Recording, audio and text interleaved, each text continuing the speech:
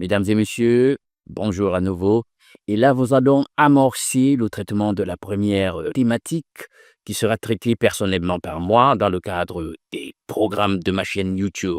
J'ai choisi une thématique, il faut le dire, un tout petit peu polémique, je dirais même une thématique au vitriol, pour entamer des réflexions sur cette chaîne. La thématique en question, elle est liée à l'état des morts.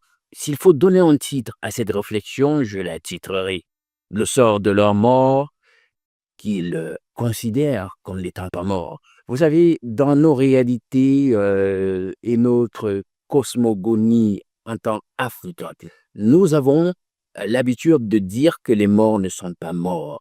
Je veux pour preuve que moi, en tant que Camerounais Bantou, dans ma tradition notamment, je suis d'une ultra-minorité ethnique du Cameroun appelée les Nyokon. Quand je donne même le nom Nyokon, il y a même plusieurs de mes compatriotes camerounais qui ne se retrouveront pas. Vous savez, on a près de 250 ethnies au Cameroun et c'est une ultra-minorité. C'est-à-dire que même chez les compatriotes, vous donnez ce nom, on ne se retrouve pas. Mais je tiens à vous dire que même dans cette ultra-minorité ethnique, les réalités sur la mort sont les mêmes que chez les autres Bantous. On formule les bénédictions en interpellant, en invoquant le nom des défunts. On formule des vœux de protection en interpellant, en invoquant les aïeuls, les ancêtres morts. On le demande de nous protéger. Il y a toujours cet arrière-plan Bantou qui veut que nous pensions que les morts ne sont pas morts. Vous vous rappelez encore le célèbre poème Le souffle des ancêtres de l'auteur Biragodio, où il fait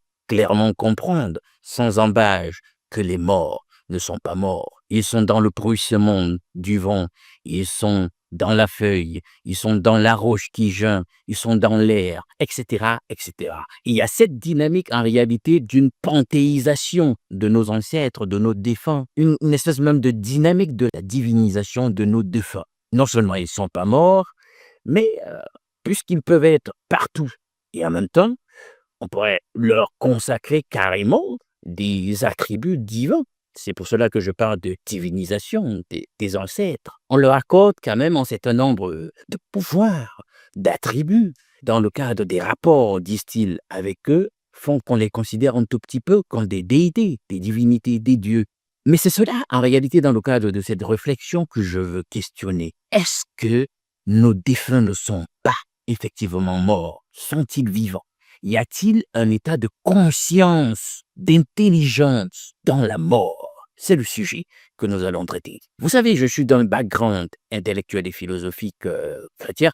Nous avons traité le sujet dans un premier temps en partant donc des données bibliques et théologiques sur le sujet, mais nous n'allons pas négliger des considérations d'ordre logique et philosophique pour traiter du sujet. Je voudrais que pour la première partie de notre réflexion, nous ayons un sous-titre du genre à l'origine. Le problème dès l'origine. Il faut donc rentrer notamment au discours de la Genèse sur la chute de l'humanité. Je pense que la plupart du temps, lorsqu'on veut comprendre un problème ou un phénomène, il faut toujours rentrer aux origines. La démarche donc va nous amener dans un premier temps à revenir à ce que la Bible veut bien nous dire sur les origines. Parce que justement, sur la question de l'état de mort, les origines ont quelque chose à nous dire, la genèse du problème. Vous connaissez cette histoire dans Genèse 3, qu'on a bien voulu pour le plus clair des personnes. Il y a des spécialistes en théologie appelés l'histoire de la chute de l'homme. Nous sommes dans Genèse 3. Vous connaissez cette histoire, elle est fort répandue, elle est connue de beaucoup d'entre nous, et il est dit qu'une certaine entité, personnalité angélique déchue, qu'on connaît sous le nom de Satan, va incarner une bête présente dans le jardin d'Éden à ce moment-là, et va amorcer une conversation avec la femme, partenaire du premier homme. Il se trouve que Dieu avait donné une disposition à respecter, ne pas manger du fruit de la connaissance du bien ou du mal. Et il est dit, peut-être bien qu'il faut, je ne sais pas dans vos cadres de cette réflexion, lire quand même le texte pour ce qu'il dit. Le serpent était de plus rusé de tous les animaux des champs que l'Éternel Dieu avait fait. Il dit à la femme, Dieu a-t-il réellement dit, vous ne mangerez pas de tous les arbres du jardin? La femme répondit au serpent, nous mangeons du fruit des arbres du jardin. Mais quant au fruit de l'arbre qui est au milieu du jardin, Dieu a dit, vous n'en mangerez point et vous n'y toucherez point de peur que vous mouriez. Alors le serpent dit à la femme, vous ne mourrez point. Mais Dieu sait que le jour où vous en mangerez, vos yeux s'ouvriront et que vous serez comme des dieux connaissant le bien et le mal. Voilà les origines du problème de cette polémique autour de l'état des morts. Dieu dit, le jour où vous mangerez du fruit qui est au milieu du jardin, vous mourrez. C'est formel. Lorsqu'on rentre en réalité dans le texte originel en araméen, vous vous rendez compte qu'en réalité, la parole de Dieu ne laisse planer l'ombre d'aucun doute. S'il faut essayer de transcrire ce qu'il a dit de façon formelle en français, on aurait le jour où vous en mangerez, de mort vous mourrez. Le langage est un tout petit peu idiomatique, avec une certaine emphase et un jeu sur le mot mort, mais pour dire en réalité ce que Dieu a en intention et qui, ma foi, pour nous devrait être considéré comme la vérité. En tout cas, pour ceux qui accordent de la créance à la Bible et à son contenu. Si vous mangez du fruit de la connaissance du bien et du mal, de mort vous mourrez. C'est-à-dire que la mort est certaine. Tout s'arrêtera. Vous disparaîtrez. Vous n'existerez plus. Vous ne vivrez plus. Vous irez dans le néant, dans le monde de la non-existence. De mort vous mourrez. Donc c'est certain, la position, le discours de Dieu est tranché. Et là, on voit comment, dans cette histoire que je viens de dire, le discours de Dieu est attaqué. Satan dit, vous ne mourrez pas. Donc il y a une dynamique de la contestation de ce que Dieu a pourtant clairement dit. Et je pense que c'est cette dynamique contestatoire, en réalité, qui continue des siècles et des millénaires par la suite. Elle n'est pas terminée. Il y a donc ce conflit.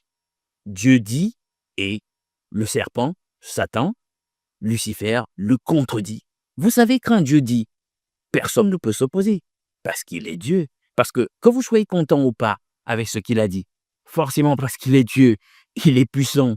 Ce qu'il a dit se fera comme il a dit. Si tel est le cas et que vous veniez à vouloir contester en réalité ce que Dieu a dit, sachant que ce qu'il a dit va toujours s'opérer, vous devriez donc réfléchir dans le sens de la machination pour trouver des artifices, un corpus de choses qui puissent amener à mettre à mal ce que Dieu a dit ou alors entretenir l'illusion que ce que Dieu a dit ne s'est pas fait ou ne se fait pas.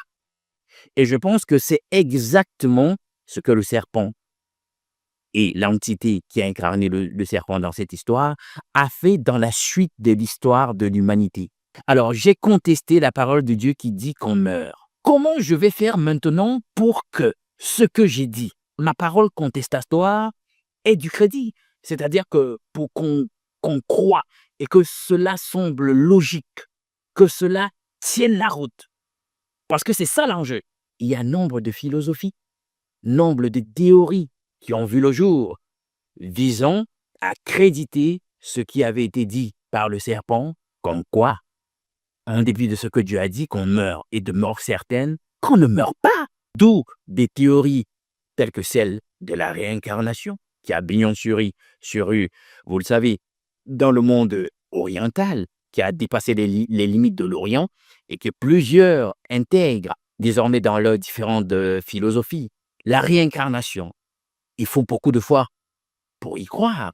Est-ce qu'on a des éléments d'ordre objectifs, tangibles, scientifiques, démontrables et dont nous pouvons nous approprier dans une logique de monstration et dire aux gens, écoutez, voilà, on peut prouver la réincarnation. Ces théories qui sont nées simplement pour démontrer qu'en réalité, Dieu avait tort lorsqu'il disait qu'on meurt. Non, on ne meurt pas. Vous ne mourrez pas, a dit le serpent. Et il faut démontrer qu'on ne meurt pas. Et on en arrive donc à nous aussi, nous Africains et bien d'autres civilisations, qui pensent qu'en réalité, on ne meurt pas. Il y a un état de conscience dans la mort. Et vous allez remarquer cette adéquation de nos pensées avec la philosophie notamment platonicienne. Platon disait qu'en réalité, il y a une entité corporelle indestructible, éternelle, permanente, la sphère de la raison qui subsiste à la mort, survit au corps à la mort et continue de vivre même quand le corps disparaît. Donc, voilà la philosophie de Platon sur le sujet. Et on a l'impression justement que plusieurs de nos considérations en ce qui concerne la mort sont nourries justement de la philosophie de Platon sur cette entité, la sphère de la raison, qui subsiste au corps après la mort. Mais est-ce que c'est vrai? J'ai parlé de l'attaque subie par la parole de Dieu lorsqu'il dit à Adam et à Ève, le jour où vous mangerez de cet arbre, de son fruit, de mort, vous mourrez. C'est certain, vous mourrez. C'est certain, mais pas assez pour certains. Nous allons constater qu'en réalité, la parole en question, je l'ai dit, a été attaquée. Mais il n'y a pas que la parole, Génésia, qui a été attaquée. Je veux pour preuve qu'en réalité, si on croit effectivement qu'il y a un état de conscience dans la mort, qu'il y a une entité corporelle qui subsiste à la mort après que nous expérions, il y a un problème parce que on devrait abandonner l'essentiel de la Bible et même abandonner la foi chrétienne. Je vous dis tout simplement pourquoi et je vous démontre pourquoi. La foi chrétienne ne tiendrait plus et le Christ, Jésus-Christ lui-même passerait pour un menteur. Pourquoi? C'est simple à comprendre. Le Christ dans la Bible s'identifie comme étant la résurrection et la vie. Du coup, qu'est-ce que la résurrection? La résurrection, c'est tout simplement une opération qui permet de passer de l'état de mort, de non-existence, de l'état de silence que représente la mort, le néant que représente la mort. On l'a dit, c'est ça la résurrection. Vous n'étiez plus et vous revenez par le concours de la puissance de Dieu à la vie. Si Jésus-Christ dit qu'il est la résurrection et la vie et que la rétribution qu'il prépare pour les justes, Dardais, le contenu biblique, c'est la résurrection, et qu'on vienne à nous dire qu'en réalité, si on s'en tient à ce que Satan, le serpent, a dit à la femme depuis le jardin d'Éden, on ne meurt pas. Des questions se posent. Et plusieurs théories, philosophies sont nées par la suite pour attester dans la suite de l'histoire humaine qu'on ne meurt pas, tel que le serpent a dit, on ne meurt pas. Le Christ, lui, dit qu'il est la résurrection. Il nous pardonne de quelle résurrection, puisqu'on ne meurt pas. La résurrection n'a pas son sens. C'est une fumisterie, une fadaise, un gros mensonge, une imposture. Et celui qui parle donc de la résurrection et qui dit qu'il est, il est calme, de même. Jésus-Christ passe pour un menteur, il raconte des balivernes, il parle d'une résurrection qui n'existe pas, puisqu'on ne meurt pas. En fait, c'est de la simple logique, elle est triviale. Vous voyez donc que cette attaque, en réalité, initiale contre la parole de Dieu, donnée à l'homme et à la femme au jardin d'Éden, et puis par la suite, à celui qui est la parole, qui s'identifie dans la Bible comme étant la parole. Christ dit dans la parole, Jésus-Christ dit dans la parole qu'il est la parole de Dieu. Il est le Verbe qui s'est incarné et a vécu parmi les hommes. Donc du coup, de toute façon, la parole initiale a été attaquée et par la suite, celui qui incarne cette parole divine et qui est le divin qui a vécu parmi nous, a été de même attaqué lorsqu'il dit qu'il est la résurrection. Donc, pour ceux qui s'amusent tout en étant, c'est le cas pour certains, chrétiens, mais en disant qu'ils croient que les morts ne sont pas morts, les gars, vous fourvoyez. Vous n'avez même pas compris l'essence même de la foi chrétienne. Vous n'avez rien compris du Christ. Vous ne comprenez rien de la vie. Vous ne comprenez rien de la résurrection et vous ne comprenez notamment rien de l'essentiel des dispositions bibliques sur le sujet. Vous ne pouvez pas croire que les morts ne meurent pas à la pérennité de la vie, même chez les défunts, et dire que vous croyez de même en Christ. C'est pas possible. C'est un antagonisme indescriptible. C'est incohérent. Il faut renoncer forcément à quelque chose. Si vous croyez en Christ, au fait qu'il est la vie et la résurrection, vous ne pouvez pas croire que les morts, après la mort, après que Dieu ait dit, si vous mangez du fruit de la connaissance du bien et du mal, de mort vous mourrez, continuez de croire comme non, les morts subsistent. Vous contestez Dieu, vous faites exactement comme le serpent, vous contestez la parole divine. Et cette tragédie continue. Elle a été initiée dans le jardin d'Éden et elle s'est perpétuée. Nous sommes en plein dans la crise autour de ce dilemme autour de l'état des morts, venant du fait que, initialement, Satan a bien voulu que l'humanité le suive dans ce mensonge. Et le mensonge est consommé. Ça, c'était la première partie de notre réflexion sur l'état de mort en rentrant à l'origine. Je vous reviens maintenant dans une deuxième vidéo pour vous parler toujours du même sujet, mais sous un autre angle. Utiliser des passages bibliques que les chrétiens et des biblistes, des théologiens utilisent la plupart du temps, mais comment? Pour dire que, et soutenir qu'on ne meurt pas, qu'il y a un état de conscience dans la mort. Les morts ne sont pas morts. Ils utilisent les versets en question et disent, ben écoutez, même la Bible elle-même reconnaît qu'il y a un état de conscience dans la mort, qu'on peut invoquer les esprits de mort. Donc du coup, si on invoque les esprits de mort, ça veut dire qu'il y a des morts qui ne sont pas morts, etc.